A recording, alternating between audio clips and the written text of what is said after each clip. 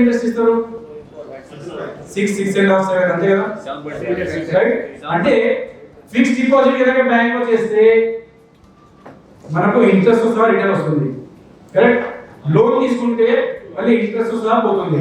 అదే రూలా bank rule అదే కదా. ఎఫ్డి చేస్తే ఇంట్రెస్ట్ సహా వస్తుంది, లోన్ చేస్తే ఇంట్రెస్ట్ సహా పోతుంది. సేమ్ రూల్ కర్మ అకౌంట్ లో కూడా ఉంటుంది. అది ఎలా పనిచేస్తుంది? ఉదాహరణ గురించి మనకు ఏదో ఛాన్స్ దొరికింది, మనం ఏదైనా మోసం చేసి డబ్బు కొట్టడం దానికి ఛాన్స్ అంటాం, లక్కీ అనుకుంటాం, ఛాన్స్ అనుకుంటాము. అది ఛాన్స్ కాదు. ఇతర వాళ్ళ డబ్బును మనము అన్యాయంగా తీసుకున్నది ఎప్పుడు ఛాన్స్ కాదు, అది ఒక లోన్. అది ఒకసారి ఇంట్రెస్ట్ సహా మళ్ళీ పోతుంది. అది ఒకసారి ఇంట్రెస్ట్ సహా ఖచ్చితంగా పోతుంది. మన హక్కు కానిది, మన సొంతం కానిది, ఇంకొకరి మన అన్నదమ్ములది కావచ్చు, మన పార్ట్నర్స్ కావచ్చు, ఇంకోటి కావచ్చు, వేరే వాళ్ళ డబ్బు మనం తెచ్చామంటే అది ఎప్పుడు ఛాన్స్ కాదు, ఒక రోజు ఇంట్రెస్ట్ సహా రిటర్న్ పోవాల్సిందే, మిస్ కాదు, అది లోన్. అలాగే మన డబ్బు కూడా ఎవరిని ఎక్కొట్టాడంటే అది ఎఫ్డి. మనకు ఎవరైనా రైతు అయినా సరే, డీలర్ ఎవరైనా సరే, ఇంకోటి తెలిసిన మన డబ్బు కనుక ఏమైనా ఎగ్గొట్టాలంటే పూర్తి ప్రయత్నం చేయాలి, తీసుకొచ్చేది లీగల్ చేయండి, అన్ని చేయండి, ఎందుకంటే మీ బిజినెస్ నడపాలి, ఇల్లు నడపాలి, అన్ని చేయాలి.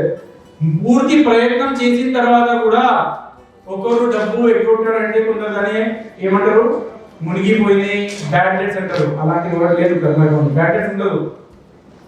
అది ఎఫ్డి. ఎప్పుడో ఒకసారి మళ్ళీ రిటర్న్ తిరిగి ఇంట్రెస్ట్ సహా వస్తుంది, మిస్ కాదు. మన హక్కుతో కష్టపడితో సంపాదించిన డబ్బును ఇంకా ఎవరు కూడా, మన కష్టంతో సంపాదించిన డబ్బు, మన హక్కు డబ్బును ఇంకోరు కూడా మంచి కార్యానికి యూజ్ చేయడానికి సాధ్యం లేదు. ఇంట్రెస్ట్ సహా తిరిగి మళ్ళీ వస్తుంది. అది ఏం చేయాలి? ఫర్ ఎగ్జాంపుల్ మీకు ఒకరు ముంచారనుకోండి, ఇక్కడ వినండి, అంటారు మీ అకౌంట్ స్టేట్మెంట్ తర్వాత చేయండి, ఎంత రావాలో ఎఫ్డి లోన్ తర్వాత చేద్దాం సాయంత్రం, ఓకే? ఇప్పుడు ఇక్కడ వినండి, నెక్స్ట్ టాపిక్ మిస్ అయిపోతుంది. మనం ఎవరైనా ముంచారంటే ప్రయత్నం మొత్తం చేయాలి, తీసుకొచ్చేది అంతా అయిపోయిన తర్వాత రాలేదు అనుకోండి, ఆ రోజు ఏం చేయాలి? సాయంత్రం ఫ్యామిలీతో సహా ఒక మంచి పార్టీ చేసుకోవాలి. ఏం చేసుకోవాలి? పార్టీ. ఇంట్లో మంచిగా వండి తినండి, ఇంకేదో చేయండి, సంతోషం చేయండి. ఎందుకు బ్యాంక్ లో ఎఫ్డి చేసే పార్టీ చేస్తాం మనము? సేమ్ ఎందుకంటే ఏమి ఇస్తాడు? 6.7% ఇస్తాడు. ఇది ఎఫ్డి ఎక్కడ అవుతుంది? యూనివర్సల్ బ్యాంక్ ఆఫ్ కర్మాలో అవుతుంది. అక్కడ ఇంట్రెస్ట్ రేట్ చాలా హై. పురాణాల ప్రకారము ఎవ్రీ ఇయర్ డబుల్ అవుతుందంట. మనకు ₹1,00,000 ఎగ్గొట్టాడంటే నెక్స్ట్ ఇయర్ 2 lakhs, దాని తర్వాత 4 lakhs, దాని తర్వాత 8 lakhs, దాని తర్వాత 16 లక్షలు, 30 లక్షలు, 32 లక్షలు అని ఎక్కడో లాస్ అవుతుంది. మనకి ఎక్కడో వేరే ప్రాజెక్ట్ లో ప్రాఫిట్ తిరిగి వస్తుంది. మిస్ కాదు. అలాగే మనం కనుక ఎవరిని తీసుకున్నామంటే మనం కష్టపడతా ఉంటాము. ఒకసారికి 2, 2కి 4, 4కి 16 కష్టపడతాము. తర్వాత ఎప్పుడో ఒకసారి లాస్ అయిపోతుంది, మళ్ళీ రిటర్న్ వస్తుంది. మిస్ కాదు. యాజ్ పర్ లా ఆఫ్ కర్మ ప్రతి ఒక్కరితో మన ఖాతా సెటిల్ కావడం తప్పనిసరి. చిన్నప్పటి నుంచి ఇప్పుడు వరకు మనకు ఎంత మందితో సంబంధాలు అయినా ప్రతి ఒక్కరితో అకౌంట్ అయింది. అది డబ్బు సంబంధం అకౌంట్ కావచ్చు, ప్రేమ సంబంధం కావచ్చు, మంచి చెడు, తిట్లు, మోసం, దుఃఖం, సుఖం, ప్రతి ఒక్కటి ఒక అకౌంట్. ఎందుకంటే కర్మ అకౌంట్ అన్ని వస్తాయి, బ్యాంక్ అకౌంట్ లో ఓన్లీ డబ్బు, ఇక్కడ అన్ని వస్తాయి. ఎంత మందికి మనం సుఖం ఇచ్చామో, దుఃఖం ఇచ్చామో, మన ద్వారా ఎంత మందికి ప్రాబ్లం వచ్చింది. చిన్నప్పటి నుంచి ఊర్లో, ఇంట్లో, అన్నదమ్ముల్లో, క్లాస్ లో పిల్లలతో, టీచర్ కి సతాయించాము, ఏది చేసామో అన్ని మన కర్మ అకౌంట్ లో ఉన్నాయి. ఎంతమంది డబ్బు మనం ఎగ్గొట్టామో, ఎంతమంది డబ్బు మనకి కొట్టారో, ఎంతమంది మన బాధ పెట్టారో, మనం ఎంతమంది బాధ పెట్టామో, ప్రతి ఒక్కటి కర్మ అకౌంట్ లో ఎంట్రీ అయింది. అది ఎప్పుడో సారి కంపల్సరీ సెటిల్ కావడం మస్ట్. అది మిస్ కాదు. ఎప్పుడో ఒకసారి సెటిల్ కావడం తప్పనిసరి. ఆయన ఎప్పుడో మన జీవితంలో మళ్ళీ తగులుతాడు. ఆ మంచి చెడు మళ్ళీ అవుతుంది. సేమ్ ఎలాంటి బీజం వేసామో అలాంటి ఫలమే. ఎలాంటి బీజం వేసామో అలాంటి ఫలమే. ఉదాహరణ చెప్తాను. నేను 2 days ముందు కోల్కతాలో ఉన్నాను. హోటల్లో ఉన్నాం. పైన ఇలాగే డీలర్ మీటింగ్ ఉంది. సార్ మీరు చెప్పారు 10 minutes లో రావచ్చు, డీలర్స్ వచ్చేసారని చెప్పారు. నేను తయారైతే ఉన్నాను, శ్వాస చేయాలంటే బాత్రూమ్ వెళ్దామని బాత్రూమ్ వెళ్తున్నాను. వెళ్ళి సడన్లీ డోర్ ఇలా క్లోజ్ చేస్తే ఆ డోర్ కార్నర్ సట్టున నా ఏలుగు తగిలి కోసుకుపోయింది, ఫుల్ రక్తం వచ్చింది. ఫస్ట్ ఆలోచన ఏమంటే అది నేను ఎప్పుడు ఏదో చేశాను, ఏం చేశాను నాకెందుకు పోయింది, ఫస్ట్ ఆలోచన అది వచ్చింది. సరే ఎలాగో పోవాలి టైం అయిపోయింది కింద అని చెప్పి నా దగ్గర ఇంట్లో ఎప్పుడు పసుపు ఉంటుంది, పసుపు మరియు సెండ్ ఉంటుంది. మాట్లాడి చేసి చల్లని తర్వాత గొంతు ఖరాబ్ అవుతాయని చెప్పి గార్గల్ చేసుకోవడానికి పెడతాను నేను. ఇమీడియట్ యాడ్ వచ్చింది, పసుపు తీసుకున్నాను, వేలు పెట్టాను. కొంచెం పెట్టిన తర్వాత రక్తం బయటకి వస్తుంది పైకి, మళ్ళీ ఇంకో పసుపు కొద్దిగా పెట్టాను, డ్రై అయిపోయింది. అక్కడ ఏం ఆప్షన్ లేదు, టిష్యూ పేపర్స్ ఉన్నాయి రూమ్లో, టిష్యూ పేపర్ తీసుకుని ఆ ఏది చుట్టేసి సాక్స్ చేసుకొని కింద వచ్చేసాను. ఓకే, కానీ అది చేయకుండా ఏం చేశాను, అక్కడ చూస్తే అక్కడ పసుపు పడింది ఫ్లోర్లో పక్కన. నేను ఇక్కడ పైన పెట్టి పసుపు పెట్టాను బాత్రూమ్ దానిపైన. इसके ऊपर पैर रख के किया, वहाँ हल्दी गिर गया था साइड में. నేను మళ్ళీ నీళ్ళు తీసుకొని మొత్తం క్లీన్ చేశాను. నాకు పోవాల్సింది ఆయన క్లీన్ చేసి, ఎందుకంటే ఆయన ఎవరైతే హౌస్ కీపింగ్ చేస్తాడో ఆయన సైడ్లో క్లీన్ చేయలేదు అనుకోండి, నా తర్వాత ఇంకేమైనా వచ్చారు వాళ్ళు ఏదైనా పెళ్లికి తయారై వెళ్తారో వాళ్ళ బట్టలో పసుపు పట్టింది అనుకోండి, ఆ చెడు కర్మ నాకు మళ్ళీ కంపల్సరీ. నేను మళ్ళీ ఇక్కడ వచ్చాను, ఈ మీటింగ్ గురించి వచ్చాను, బట్టలు మంచి చేసుకొచ్చాను, నాకు ఎవరిదైనా లిప్స్టిక్ తగ్గిపోద్ది, ఇంతకుముందు ఉన్నారు. అది అంత అంత అంత పర్ఫెక్ట్ గా కర్మ పనిచేస్తుంది. మనం చేసిన ప్రతి చర్య మంచి చెడు. కొందరు పబ్లిక్ టాయిలెట్ వెళ్తారు, పబ్లిక్ టాయిలెట్ వెళ్ళినప్పుడు ఫ్లష్ చేయకుండా అయిపోతున్నారు. ఆ టైంలో ఎలాంటి స్టాఫ్ దొరికినా నాకు కావాల్సిందే, దొరికితే చాలా ఉంది. వచ్చారు, దాంట్లో మంచి వాళ్ళు కూడా వచ్చారు, చెడు వాళ్ళు కూడా వచ్చారు. వాళ్ళు డీలర్స్ అపాయింట్ చేశారు, ఆ డీలర్స్ లో మంచి వాళ్ళు డీలర్స్ ఉన్నారు, చెడు వాళ్ళు కూడా ఉన్నారు. కానీ నాకు టార్గెట్ ఉంది 3 years లో బిజినెస్ చేయాల్సిందే అని చెప్పి, ఎస్టాబ్లిష్ చేయాలని చెప్పి చేసుకుంటూ వెళ్ళాను. ఆ సమయంలో ఎవరైతే చెడు వాళ్ళు ఉన్నారో చాలా వరకు రాంగ్ పనులు చేశారు, డబ్బు ఎక్కువడం కోసం. అప్పుడు కంపెనీ చిన్న ఉంది, మా హెచ్ఆర్ పాలసీ అంత స్ట్రాంగ్ లేదు, ఈరోజు కంపెనీ చాలా సిస్టమేటిక్ ఉంది. అప్పుడు లీగల్ డిపార్ట్మెంట్ అంత స్ట్రాంగ్ లేదు, చిన్న కంపెనీ.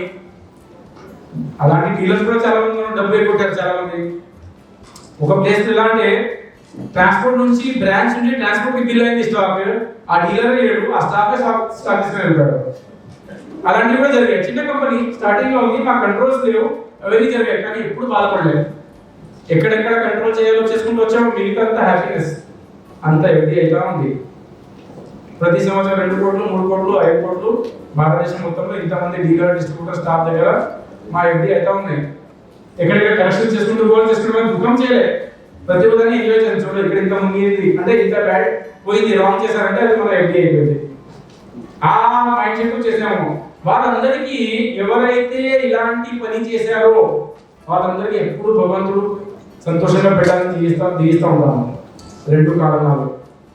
ఒక కారణం ఏంటి, వారు ఆ టైంలో ఆ ప్రొడక్ట్ ఎస్టాబ్లిష్ చేసి అమ్మి చేసినందుకే తర్వాత మంచి వాళ్ళు వచ్చారు, బ్రాండ్ అయింది, కంపెనీ గురించి తెలిసింది. అప్పుడు అమ్మించి లాంటి వాళ్ళు చేయకపోతే అమ్మించి ఆ టైంలో ఎక్కడ వచ్చింది మా దగ్గర? అమెరికాలో ఎందుకు వచ్చారు? కంపెనీ బ్రాండ్ ఉంది, ఇండియాలోనే నంబర్ 1 టెక్నాలజీ ఉన్న కంపెనీ ముందుకు వచ్చారు. అది ఎస్టాబ్లిష్ కావడానికి వాళ్ళు చేశారు కాంట్రిబ్యూషన్. అందుకే భగవంతుడు ఎప్పుడు వాళ్ళకి ఎప్పుడు మంచిగా పెట్టుకోవాలి. 2వ కారణం ఏంటి, ఇంతమంది దగ్గర నా ఎఫ్డీస్ ఉన్నాయి. ఇప్పుడు మీరు బ్యాంక్ ఎఫ్డీ పెడితే ఆ బ్యాంక్ మునిగిపోవాలని చెప్పి అనుకుంటారు కదా, అనుకోరు కదా. నాకైతే యూనివర్సల్ బ్యాంక్ ఎఫ్డీ ఇంతమంది దగ్గర 1000 మంది దగ్గర ఉంది. వాళ్ళు ఎప్పుడు మంచిగా ఉంటారు, కష్టపడతారు, మంచిగా ఉండాలి, కష్టపడితే ఈ రోజు రేపు ఆ డబ్బు తిరిగి మళ్ళీ రావాల్సిందే, మిస్ కాదు. యాజ్ పర్ దిస్ రూల్ ఇంతమందితో భారతదేశం మొత్తంలో ఇంతమంది స్టాఫ్, ఎంతమంది టీఏబీలో దొంగతనం చేస్తారు, ఎంతమంది చాలా ఉన్నాయి ఎఫ్డీస్. ఓకే, ఏమేమైనాయో అంతమందితో అకౌంట్ సెటిల్మెంట్ కంపల్సరీ, అది మిస్ కాదు. వాళ్ళు ఎప్పుడు తీసుకున్నా అప్పటి నుంచి మళ్ళీ రిటర్న్ వచ్చే వరకు డబల్ డబల్ డబల్ డబల్ అయితే ఉంది ఇంట్రెస్ట్ రేట్.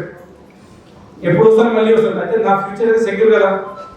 నేను ఏం చూశాను, నా లైఫ్లో ఎప్పుడు కర్మ అకౌంట్లో లోన్ ఉండొద్దు, వేరే వాళ్ళకి ₹1 కూడా తప్పుడు నేను తీసుకోవాలి, అంతా నేను మెయింటైన్ చేశాను.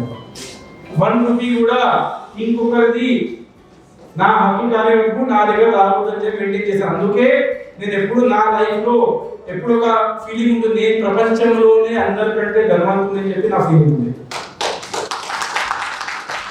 ఎందుకంటే నా కర్మ అకౌంట్లో లేదు, బ్యాలెన్స్ లేదు. కానీ ఇప్పుడు ఇంతమంది దగ్గర అకౌంట్ సెటిల్మెంట్ కంపల్సరీ, వీళ్ళందరూ కంపల్సరీ నా గురించి కష్టపడతారు, చేస్తారు, ఆ డబ్బు రిటర్న్ వస్తుంది. ఫర్ ఎగ్జాంపుల్ వినండి, నా టైం అయితే నాకు తెలియదు కదా, 60 సంవత్సరాలు 80 సంవత్సరాలు 100 సంవత్సరాలు తెలియదు. ఇంతమందితో అకౌంట్ సెటిల్మెంట్ చేయకుండా నేను కనుక ఈ శరీరాన్ని వదిలేసి వెళ్ళిపోయాను అనుకోండి, అప్పుడు ఏమవుతుంది?